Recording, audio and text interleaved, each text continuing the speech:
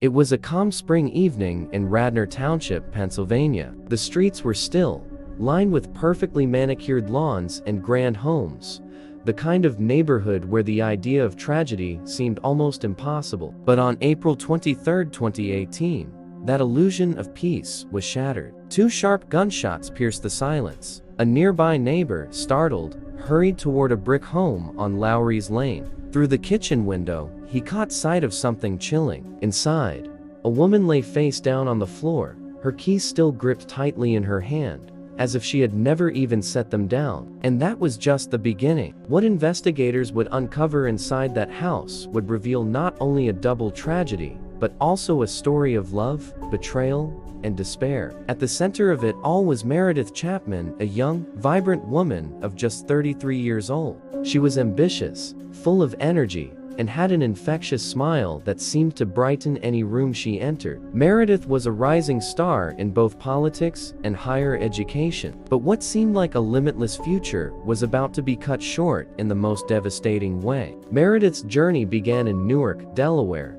where she was born on January 31, 1985. From a young age, she stood out driven, creative, and determined. After graduating from the University of Delaware, she stepped into the world of journalism, working as a television reporter. But she soon returned to her alma mater, this time as director of marketing. She quickly made a name for herself. She wasn't just a leader in the office, she also lectured students, inspiring them with her passion and drive. Politics, too, captured her interest. Meredith took on a role in communications at the House of Representatives, and even launched her own Senate campaign at just 32. Though she didn't win, her run earned her recognition and respect, eventually placing her on Delaware's 40 Under 40 list. Her social media reflected her life in full-color bright smiles, moments of joy, and snapshots of success. To the outside world, Meredith seemed unstoppable. In 2009, she married Luke Chapman, a local councilman. For a while, they were a political power couple,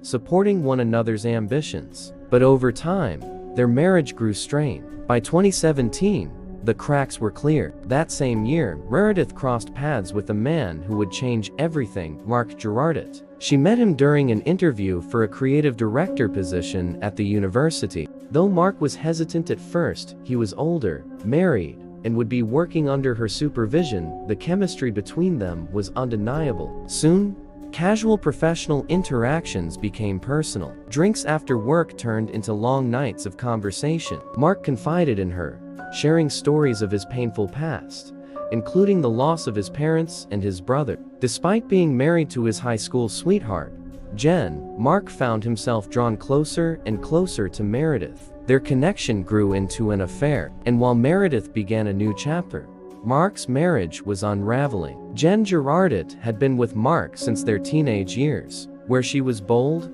outspoken, and adventurous. Mark was quieter and reserved. Their differences once complemented one another, but as the years passed, fueled by financial strain, relocations, and personal struggles, their relationship weakened. By the time Jen followed Mark to Delaware in early 2018, she sensed something was wrong. Mark was distracted, distant, and consumed by someone else. When she confronted him, he denied it. But Jen's instincts pushed her further. She began monitoring his phone, tracking his calls, and even recording private conversations. Eventually, she confirmed her worst fear. Mark was in love with Meredith Chapman. On Valentine's Day, Jen confronted Mark directly. This time, he admitted the truth. The revelation devastated her. She had believed their struggles were temporary, perhaps part of a midlife crisis. But to discover her husband wanted a future with another woman was crushing. Jen was not ready to let go. She clung to hope,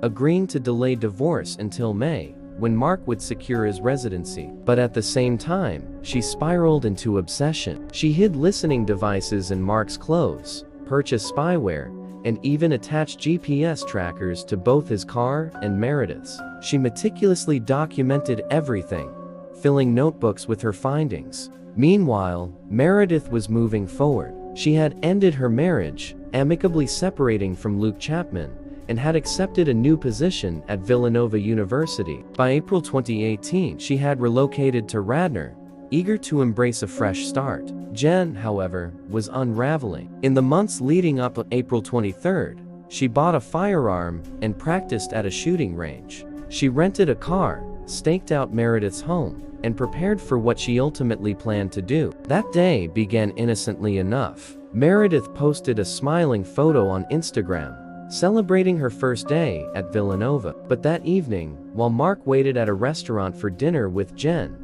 he received a text from her. She said she was running late. Minutes later, another message told him she wouldn't be coming at all. Then came a chilling final message: goodbye. Panic surged through Mark. He knew immediately where she might be. Rushing to Meredith's home, he looked through the window and saw the unthinkable. Meredith lying face down on the kitchen floor. Inside, another body, Jen, dressed in black. The gun beneath her told the rest of the story. Investigators pieced it together.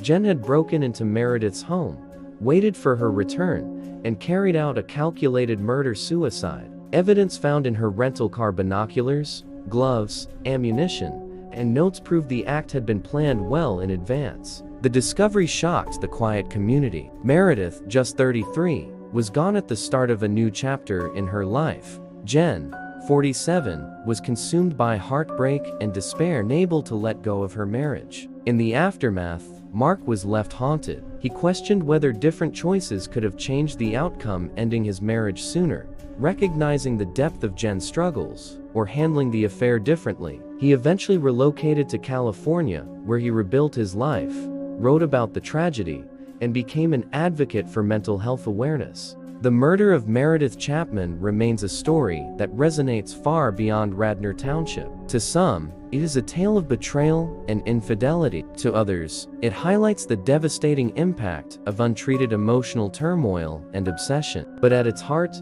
it is a tragedy in which two women's lives were lost, one full of promise, the other consumed by pain. It is a stark reminder of how love, jealousy, and despair can intertwine, and how silence and secrets can end in devastation.